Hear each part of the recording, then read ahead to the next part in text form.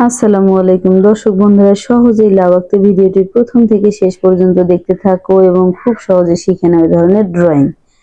প্রথমে একটা আর্টবোর্ড নিয়েছি, আর্টবোর্ডের উপরে এরকম করে একটা ইউ এঁকে নিব। দুই পাশে দুটো চিহ্ন দিয়ে ইউটা আমরা এরকম করে শিখবো বা শেখাবো।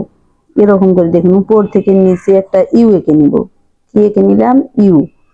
এরপরে আমরা এই ইউ এর মাথা থেকে আর একটা লাইন উপর থেকে নিচে এনে লাগাই দিব একটু চিকন করে। এরপরে দিয়ে দিব বোটা, এবং দেখুন দুটো দাগ টেনে হয়ে গেল বোটা। এখন আমরা লাউ অঙ্কন শেষ আমাদের। এখন আমরা কালার করে নিব। চলো কালার করার পর কেমন লাগে দেখে নিই।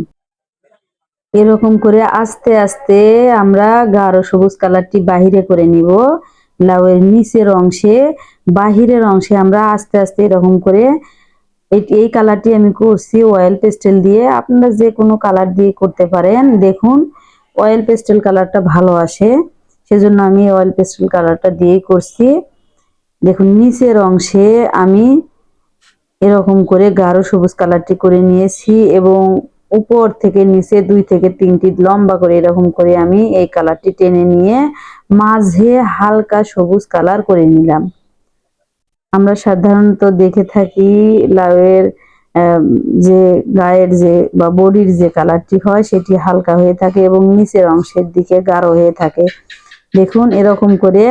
আর আমরা যখন কালারটি করব তখন আমরা খুব আস্তে আস্তে ধৈর্য সহকারে কালারটি করে নিব, যাতে কালারটি অন্য সাইডে না চলে যায়, তখন দৃশ্যটি নষ্ট হয়ে যাবে।